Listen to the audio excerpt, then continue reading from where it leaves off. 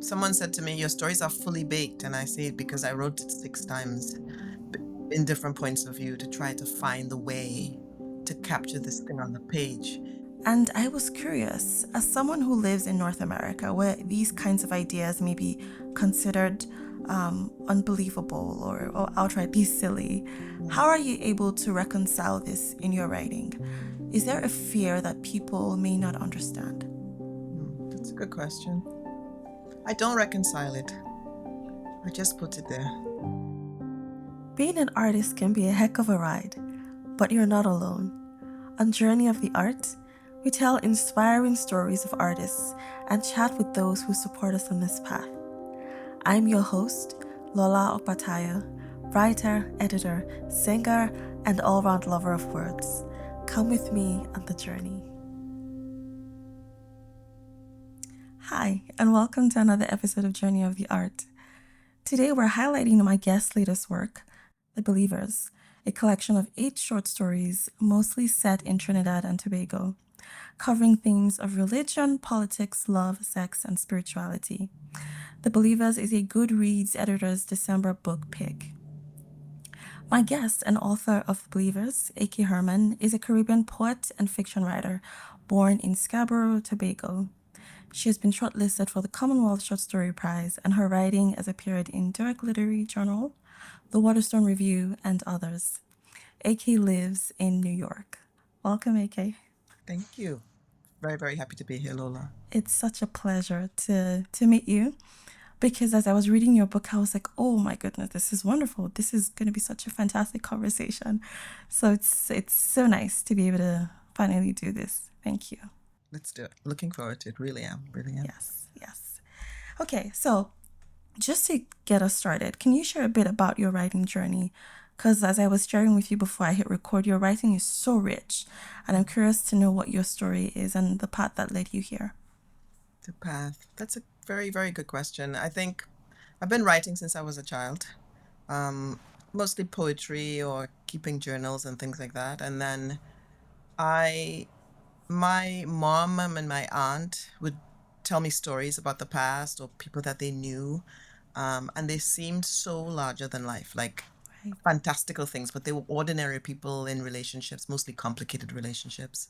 And I kind of wondered, like, how can I see this in print? You know what I mean? So what I did was I decided around, I guess, the 90s that I would write seriously. So the late 90s, I would say. And what I started to do was I just gave myself like a master's degree in in literature by just making a lot of lists and just reading everything. Wow. Reading all the Caribbean and African literature, the greats, Shakespeare, you name it, Hemingway, Yeah. Joy Neil Hurston, just Toni Morrison, Yeah. all the, you know what I mean? So I did a lot of reading, and then I began to do a lot of writing, mostly with the short story form, so lots of workshops and stuff. Um, so that really is the journey to get here. So and I have a lot of ideas, so I keep a lot of notebooks and stuff, but it's really, and I'm also was very struck by, I'm in the United States now, this notion of the immigrant, this notion of the person from elsewhere, perhaps Right. especially people from Trinidad and Tobago or some part of the Caribbean or who are coming from not from Europe or someplace else. And I felt like I wanted to show a fuller picture as not people who necessarily come here and land, but people who are always in transit. Right. So, a lot of times in the book, you see people, they start off in New York and then they go home and they come back, Right. Right. or they're not here to stay at all. Actually, they don't want to be here. But, so those ideas were really important to me to think about people in transit, and also to be, as I read, I still felt sometimes that authors wrote as if someone was listening or someone was watching and they were still behaving. So I wanted to also write, what do lovers really say when Right. they are together and there's no one there? So you might see a certain rawness. Right. That people sort of read the books and there's cover their face because they're like, oh my God, I can't believe I'm seeing this. Right, right. Like that really did come through in the book. And that's actually gonna be my first question. But before we get there, Yeah. I did want to say that I loved that input of you showing people in transit. because as an immigrant, I could resonate with a lot of the characters, and the struggles that they face, even in the way they speak.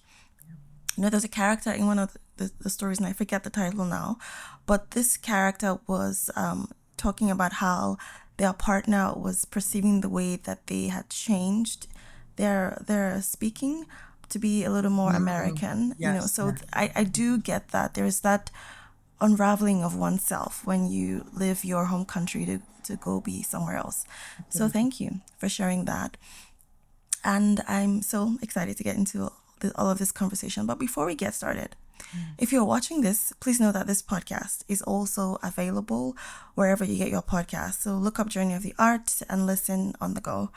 And if you love the content, please subscribe to the channel or follow the show on Spotify, Apple Podcasts, or wherever you're listening from. This just ensures that we stay connected so you're up to date with the content.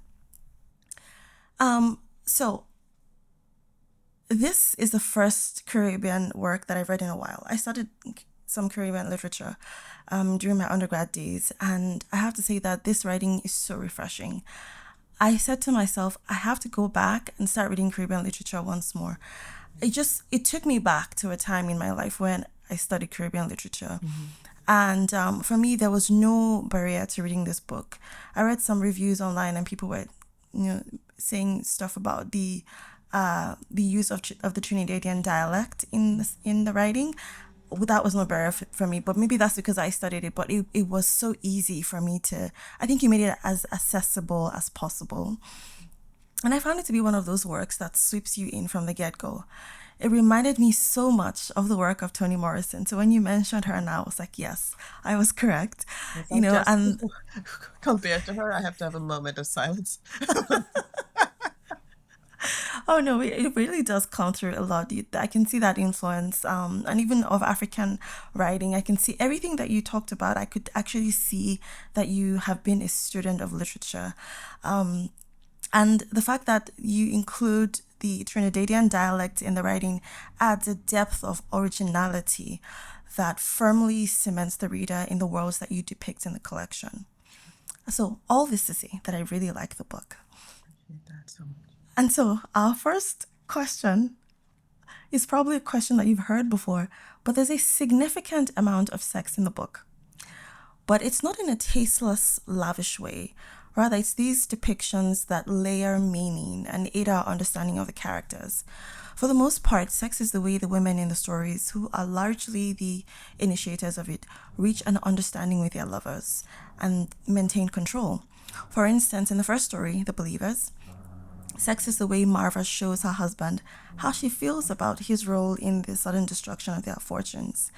And in the story Love, it's the way Betty ensures a better life for her unborn child when she demands Leo's attention.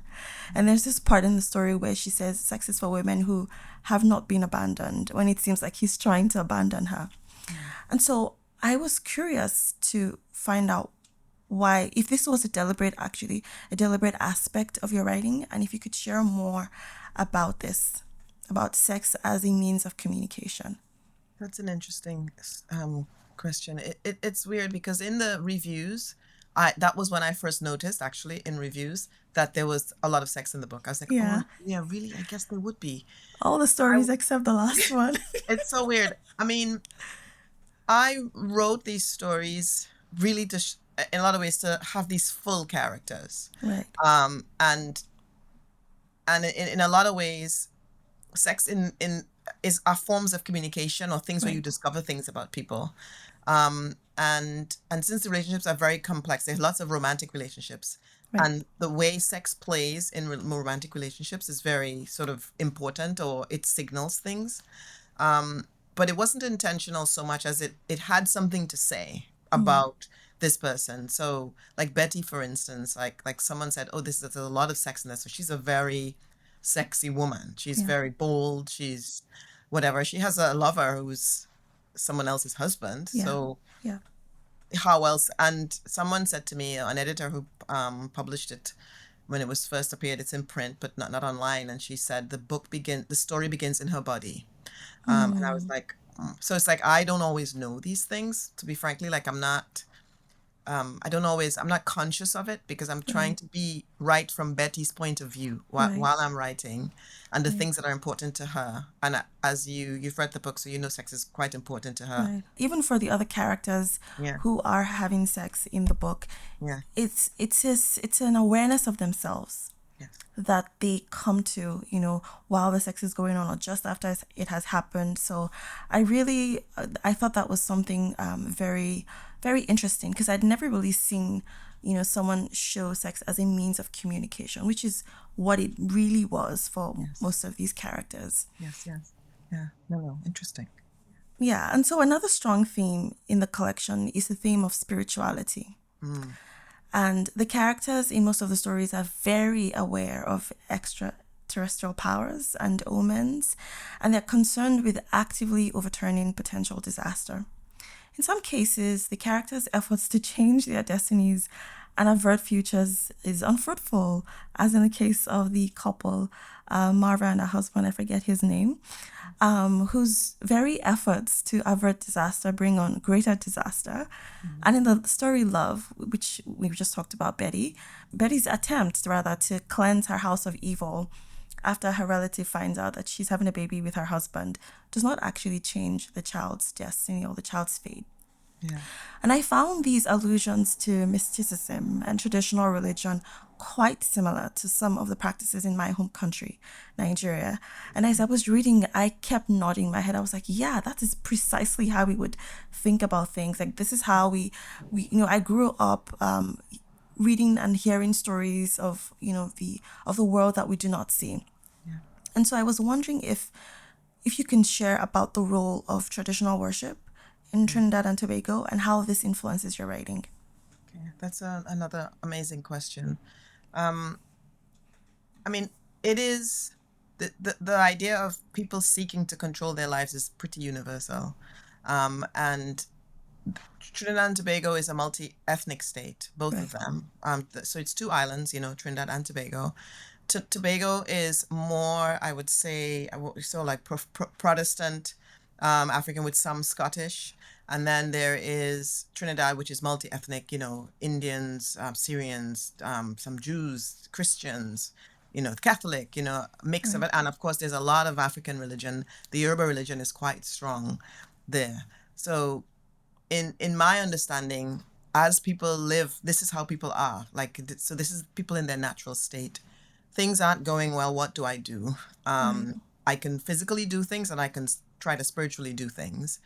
And sometimes they don't do it or they just spend a lot of time thinking about it. Like in the case of Betty, she's always trying to get an edge.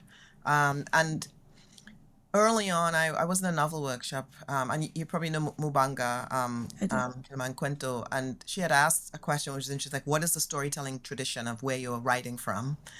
And I would say I'm from Trinidad and Tobago, but I was born in Tobago, and the storytelling tradition is about this idea of the fantastical large tales, where unusual and uncanny things happen all the time, Right, where there's trickery afoot in the street kind of thing, and right, there is always the push and pull between um spirituality and realism. Like right, there's just like no way to conceive of this world without that. Like right. I would be lying to think. And I was in a workshop. There were a couple of women from the continent, and when they read Betty, they just sort of shook their head as in, Yeah, yeah. yes, this is That's how this exactly how I felt. Like when I was that's like, what, yeah, I get that. I can totally get yeah, it's that. gonna play out this way. So Yeah. whether people just choose to talk about it or not, but it is the way that people observe their life. And often, so like the church couple, they're going to church and they also are doing other things. Yes. And these botanicas are all over Brooklyn. And if you go at this time of year, it's the lines are out the door. Wow. Wow. In the cold? The lines are because people are preparing for the new year. Yeah. Oh, Um, yeah. yeah, Yeah. so just regular people. Yeah. They're going there. They're gonna do something. So just Yeah. really, and this is what I see. So I would not be saying what I don't see. You know what I mean? Right. Where would they go? They're in a church. They would go to Botanica. That's what Right. they would do. Right. We would call it babalawo. Blah, We blah, blah, blah. say babalawo is like somebody who is who's like an oracle who converses between the gods and the people, Mm. right? Yeah. And so at this time of the year, like you say, people, I mean, Christianity and Islam are more predominant in Nigeria now. But from the Yoruba speaking tribe where I'm from, there Yeah. are people who at this time will say, they'll go to the Baba and tell him, in 2025, this is what I want. Yeah. My enemies have come to attack me in this way. Give me something that I can put. Yeah. Just like we see with the story, they give, I forget his name now, Marva's husband, Ronald. Ronald. They give Yeah. him, a candle and some things to do, Yeah. and that they would typically do the same. Like they'd give them maybe a cloth or a powder, Yeah. and they would tie the person's picture. So all those things, Yeah. it was as if Africa and the Caribbeans were coming alive for me when I Yeah. was reading those stories. So thank you for sharing that and for leaning into your storytelling tradition, because I think that that's what stands this book out. Like it's so original. This isn't a work that's trying to copy others. It's a work that honors actually storytelling traditions and the storytellers who have gone before. So I thank you. appreciate you. I think someone else said that to me, and I was like, okay. Yes, I felt that very, very strongly. I have to calm down and stop raving so much about the book. But it's really good. It's a really good book. So violence is another thing that stood out to me in Mm. the book. Yeah. In one story, it's a crime of passion, and in another, it's premeditated action. Mm. Again, these instances and acts of violence are not alien to me because I recall growing up and hearing stories of men chasing their unfaithful wives or their lovers with cutlasses. Mhm. So it isn't just that it's violent, but it's the very way that these people are violent that reminds me of the way that, things happen back home. And it seems that the degree of passion is equivalent to the degree of vengeance. Mm. And so I was just curious, what are your thoughts on this as you wrote about these characters without giving anything away? These Yeah. characters whose primary means of violence is the cutlass. Yeah. Yeah. I mean, those stories, the ones in particular, were tough to write, because I mean, someone said to me, "Your stories are fully baked," and I say it because I wrote it 6 times Wow. in different points of view to try to find the way to capture Each this one? thing on the page. Some of them more, some less. Some of them I wrote it once, but then I rewrote it, changed. Sometimes I change the point of view, or I rearrange it. Wow. You know what I mean? Just really, really making sure. And then of course there's the editing for the book, like 3 rounds of editing afterwards. So I think the stories about violence, again, I would hear stories of violence growing up. Yeah. And I was very interested in capturing, because often we think of the victim and we write from the victim's point of view. I wanted to write from the point of view of the person Right. who is holding the cutlass Right. in their hand. What does it mean to do this? Right. And how do you feel? And how do you capture that feeling? It's a very spare story. I think it's called Drink the Dew. Yes. And Yes. it's named that because of, a dew drinker, a person who's his first thing of day. Perhaps you have no home, you have no anything. What does it mean to drink dew? Right. So violence exists in our society, and Yes. I wanted to, because in the thing, the person, I had an interviewer ask me, "You're playing with my loyalties with this book, because I feel like I want to root for this person, but I don't know. I think they're right. Yeah. What would I do if it were me?" So, and I'm also interested in that moral ambiguity and passion, and Right. is this fair? Right. And even, the way that the stories are, because the character who dies in the particular story we're talking about, I then, after she's already dead, so this is Yeah. the outcome. Then Yeah. I give you the people who are hoping for her life. I am playing with your emotions, but I'm Yeah. also giving you a sense of who the mother is that will lead us here. And I don't, That was so beautifully done. you That was know, so beautifully done.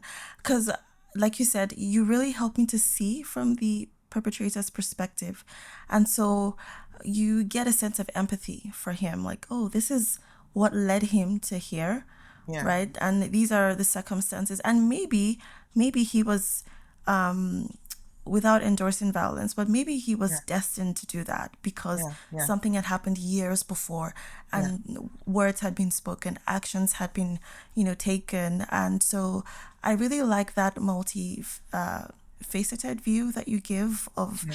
the act of violence and what it means for different people and in different situations. Yeah. Yeah. But It I was did want to tough to write too. I can imagine that it was. Yeah. I can Tough imagine, to and write. I can see, in that place where the character zooms out, in the moment and Yeah. then returns to himself. I was wondering as you were writing, as I was reading, rather, if you also had to zoom out at some point to be able to Mm. capture that scene. The thing is, it's a true story, and the person actually does not remember the act, Right. but they spent the rest of their life thinking about it. Right. Mm. So it's wonderful, or not wonderful, but interesting that you say it's a true story because that reminds me of something that I was going to ask you about. At the beginning Yeah. of each story is a quote. Yes. And I was wondering, are these stories real or no? Yeah. Are Yeah. they all real? I mean, obviously the last one isn't, Yeah. but are some of them maybe real? Two of them are real. Are you going to say the And ones that and are real? interesting. I'm glad you referred to the quotes because the quotes it's hard to catch, but the quotes are from people that you're going to meet in the story. Yes. Yes. And what it does is that it expands. So I'm making a world. Yes. So I so there's a tangent. It begins with a tangent. So with one story, I quote a person, Candace. She's a very minor character, but there's a situation with Candace, and hopefully you understand a little more about Yeah. Candace when those two things come together. So it's a Yeah. way I'm weaving something. I'm weaving a world Yeah. that gives you insight into a person that you may meet, and that insight gives you insight into the rest of the story. So it's like so even that small quote expands the story Yes, it does. down the street and around the corner. Yes, it And not does. everyone is able to pick them up sometimes, but it tells you something. Oh my! So it's like sort of you read the quote by Candice, like, oh, she set out to do that. Or you read Sunil's mother's quote. Minor Yes. character. She's a person who we meet on the phone. She's a voice on the phone. But it's like, oh my God, this lady knows. Yes. You know what I mean? So it's meant to expand. But two stories are real in that the characters are real people. I did some research, but of course it is fiction. Because when I first heard stories of these people, it was unbelievable that a person.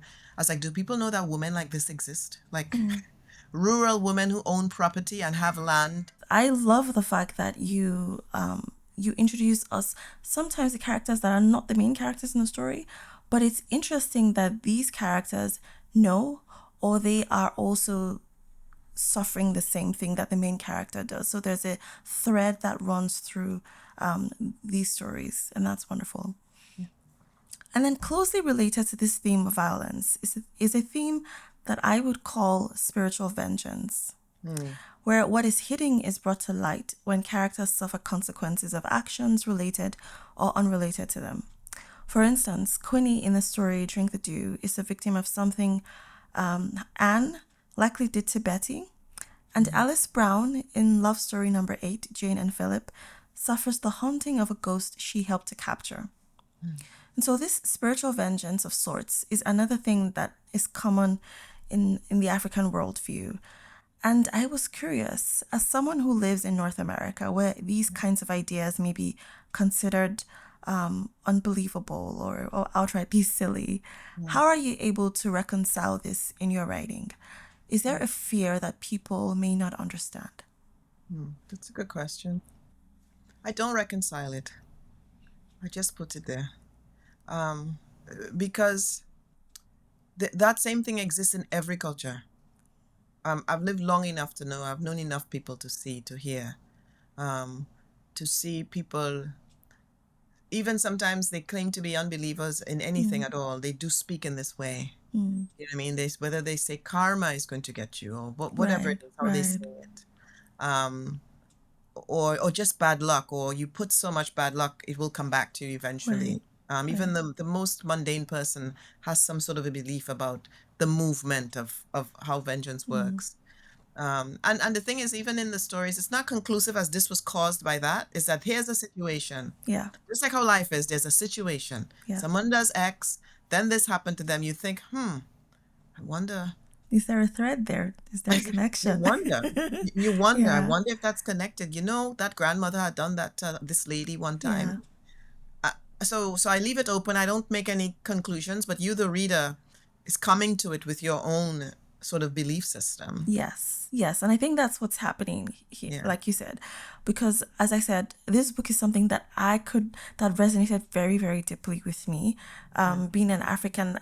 And I think what I'm really getting at with this question is the audacity with which you declare the African worldview or the Caribbean worldview, Afro-Caribbean worldview. Yeah. Because the very idea of faith is something that I think is not as loudly spoken about. Mm. And it seems to me that the idea of cynicism is more appreciated, where a person is self-sufficient, as opposed to an idea that maybe there are worlds and forces that are beyond, human comprehension and human knowledge. So I really like the audacity, I think. The audacity with which you're able to express these traditions and these belief systems. So thank you Okay, I for appreciate sharing that. that. I mean, the book is also about power too. Yes. As you not power too, but it is about power. Yes. And people who you normally don't think they have power, they are exercising power all the time. Oh yeah. Oh yeah. The pastor in the little church, very powerful person. Yeah. You would pass him on the street, and one character actually passes him on the street, just like a little man in a bright outfit. Yeah. Who is this guy? And Yeah. you see people, and I want to say, there are doors here. Yeah. Power isn't a billionaire all the time or a person who's big. You don't have to be Right. big. You could be small, and you could Right. have small power in your world. So I really wanted to show that this is real. This stuff exists. People like Betty, Yes. there are lots of them. Oh yeah. You know what I mean? Yeah, like I've had personal experiences which I won't share so that I won't spook people. But yes, I do agree with you that we often tend to overlook people who are unassuming Yeah. because they may hold a belief system that we don't appreciate or recognize, Hmm. and they are moving stuff in ways that we cannot see. So Absolutely. thank you for giving voices to those people. Absolutely. Okay, so let's talk about the theme of identity, Mm. particularly in the story Inside, where Sunil talks about being cut off by fellow Indians from other countries who don't consider trainee Indians, as he calls it, authentic Indians, particularly because he doesn't speak the language and because of the history of Indians living in Trinidad. Mhm. And as I read this, I thought to myself that the displacement that brings a loss of identity is something that a lot of immigrants can relate to. Mhm. For instance, I brought my children from Nigeria to Canada. Mhm. They are speaking in a more North American way than they did when we first brought them here. And I have to deliberately speak our language, our local language, Yoruba language to them Yeah. so that they can understand where we're coming from. Yeah. There was a time that one of my children was on a call and was on a call with someone who was back home, Yeah. and he was speaking the way a North American child would speak. And the Yeah. person back in Nigeria said, speak normally, talk normally. And I was taken aback by that, the idea of that rejection, even at that young age. Yeah. Like, you don't sound like what I know, right? Yeah. And so the way you sound is your identity. And Yeah. if you don't sound like what I know, even though you look like me, then Yeah. you're not me, Yeah. right? So I really wanted us to unpack that a bit. What are some of the things that you were hoping to uncover as you explore this theme? Um, I explore it in that story and in another story as well. This idea of being in the diaspora Yeah. and what does it mean to be Black? What does it mean to be Indian? You know what I Yes. mean? Of course, Trinidad and Tobago, I mean, almost half of the population is Indian. My family is. So that's also part of my identity too, and thinking about those conversations. But I was just very interested in just showing that clash, which happens constantly Right. to this day, 2024. I was at a reading in Trinidad, and a woman said to me, you know, the conversation that you wrote about in that particular story, I had that conversation with somebody who basically told me I didn't belong here, Right. kind of thing. So I was just very interested in, because, you know, Reshma comes to New York all the time, but they're very wealthy. She doesn't come to the neighborhoods or to whatever in Little Caribbean. Yeah. She hates it there. She can't stand it. And then, so Sunil is there, he's in school, and he comes with one identity, and only to hit up against this and realize, oh my God, these people don't necessarily think Yeah. that I am one of them. Right. And I have a very, very good friend who is Indo-Trinidadian, I would say, and was very shocked of that rejection. You know, they go to a temple and people are speaking Gujarati, and the moment they open their mouth, they don't speak it. And she said, nobody spoke to me again for the rest of the day. Right. And I just left. So just to say that it's very complex, this identity thing. Yeah. And these are situations where it happens once. It doesn't happen to everyone, but it does happen and still happens. So I again, thinking of people in transit, identities in transit. When you transplant this identity, what happens to it? They're receivers there. Right. How are they gonna, you know? And also, these are sort of like how to say, small interactions in a way that you would not know about or hear about unless somebody Right. tells you. You have to be there.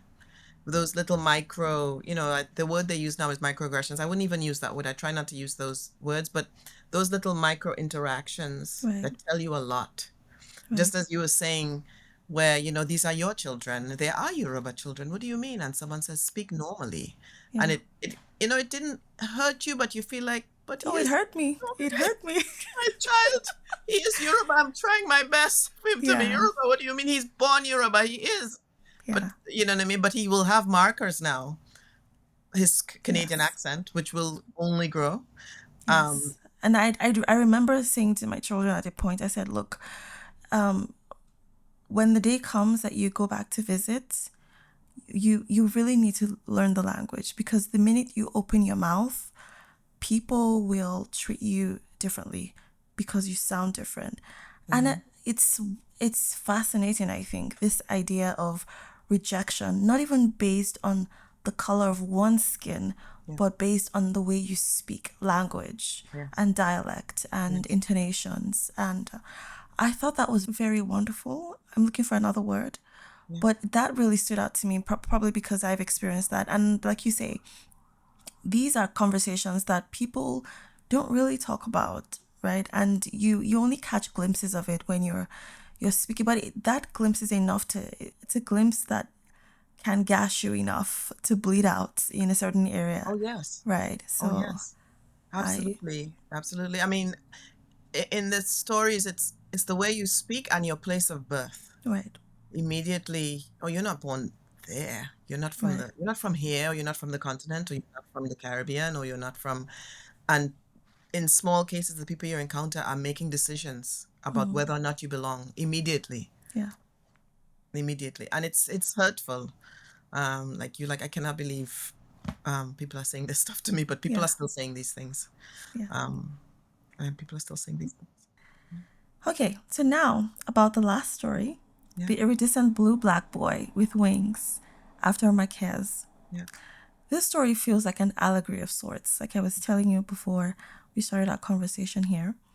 So, a winged boy is found trapped, he's saved, but then captured until he grows and finally takes off.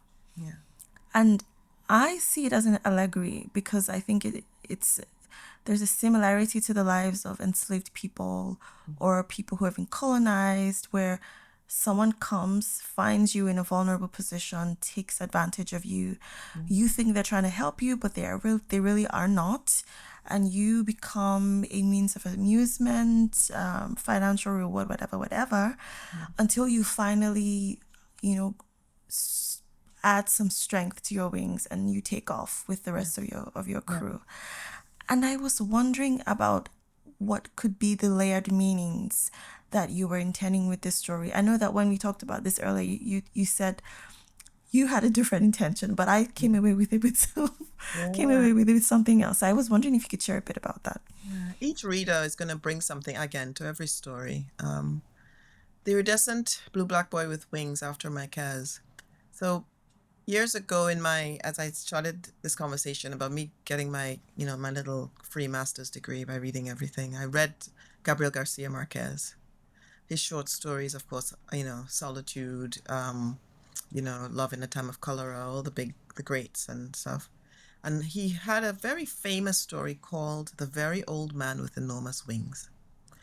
And this story, I read that story about maybe 10 times, like just kept reading it. Surrealism about an old man that blows in a storm one day. He has wings and he blows in with a family who is living, impoverished families living near the beach, living near the sea perhaps.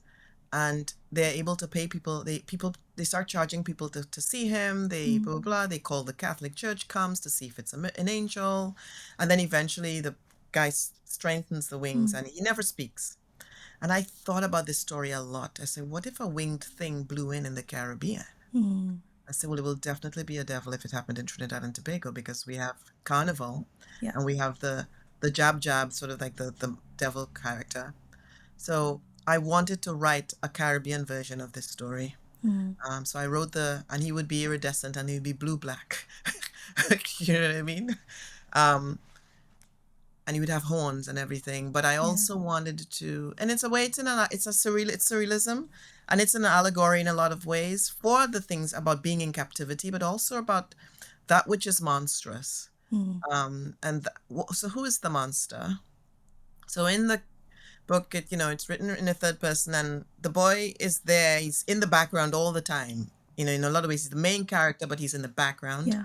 But then we have so many main characters and all the things that are happening to them or have happened to them. So we've got people whose mother said, I'll be right back and never return. Like, say I'm going to the shop at the end of the street and never comes back. But you discover this in passing, or pastors and people who claim to have power, or the young man who takes the church's money and never comes back. Yeah. So it's also meant to be humorous too, Yeah. but there's so many hidden things that are happening there, but it's revealed to you, the reader, knows this is going to end. So in a lot of ways, you are right. It's an allegory about this idea of being captured.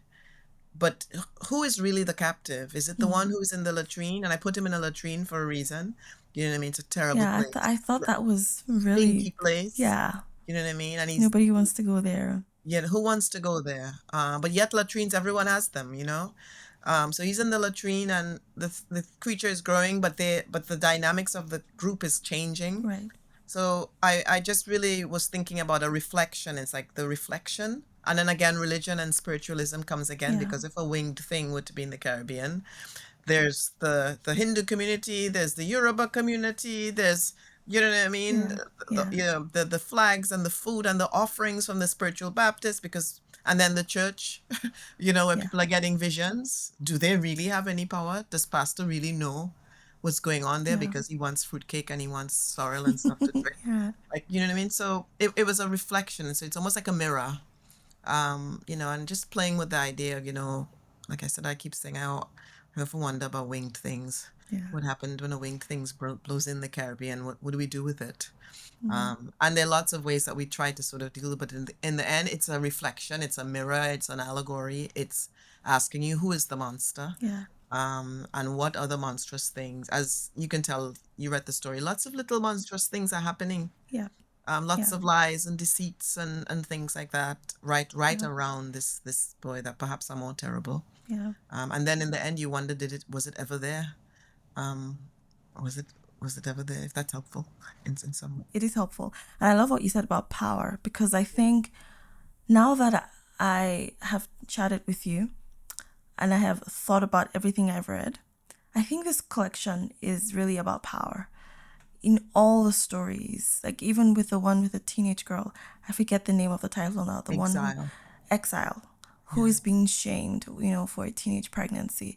It's really about power. So it's this power dynamics and how religion and mysticism and all the things, money, people just controlling people. And I like what you said about it being a mirror. I think every story is a mirror, really. Yes. Who really is the villain and who really is the victim. And even when the villain seems to be the villain, when we hold up the mirror, is he really, truly, completely a villain? Or is there, some victim experience in there for him as well? It's a very good insight. In a lot of ways, I think real life is like that. Yeah. Sometimes maybe in media or in some ways of expressing, there seems to be it's either this or that thing, but really it's a continuum. All right. It's much more complex Yeah. than that. Or even in the case of exile, it's not so much religion, although religion plays a part there too, but it's about literature itself as Yes. a way of a means to think. Yes. Yes. Literature itself. So Yes, I really like that story. It was really hard for me to pick what to talk about because there's so many things to talk about with this book. But I it's very really like the fact that you show how words and literature can give power, to people who have been suppressed or who are being controlled. So thank you for all those things. And I have a question about, because you mentioned earlier that you are a student of literature. You've just basically went out and studied and earned your own master's degree in literature, where most people, not maybe not most, but a good number of people are looking towards an MFA as maybe the only path to writing successfully. Can you share a bit about what it takes for you to be a great writer? Because I think you are, without towing the MFA path.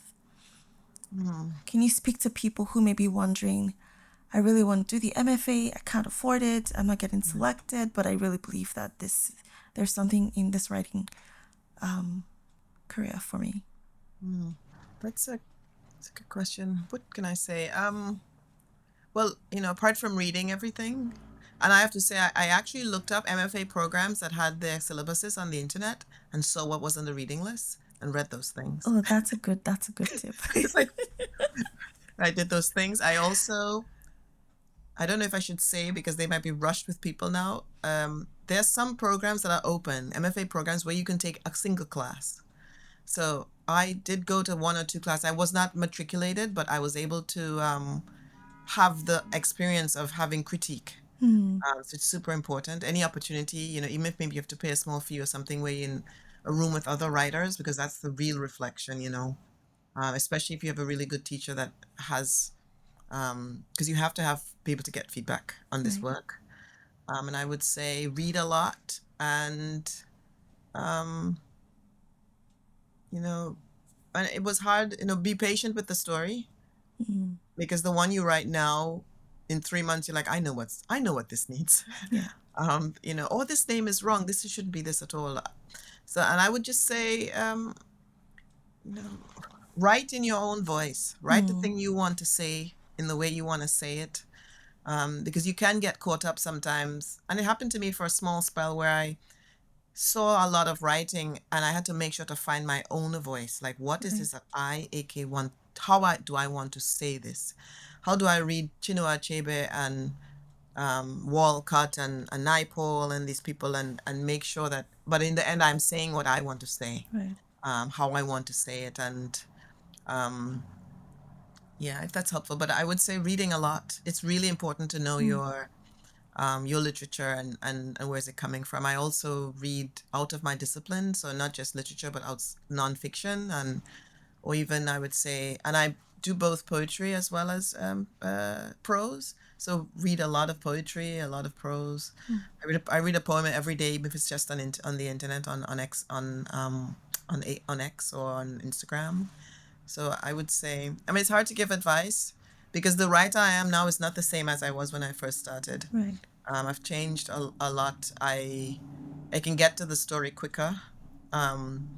I also, there's some mistakes that I wouldn't make, sort of belaboring the point or trying to list every action, got up and went to the chair to get a piece of bread, Yeah. some butter on the bread. Like, I don't do that stuff anymore. Yeah. But I started out doing that.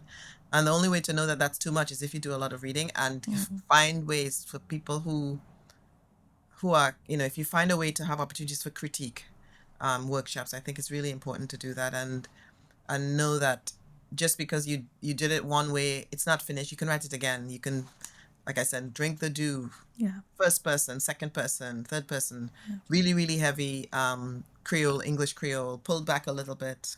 You know what I mean? Just try to find the way in which to tell this tale. And of course, submit to journals too. That's another editorial process for you, another set of feedback to you where people might say to you, I think this is missing, or you actually didn't say who the sister was. Like, you may not even know. So I don't know if that's helpful, but That is helpful. reading a lot and finding a way to get a true mirror to what you've written, because you cannot see it.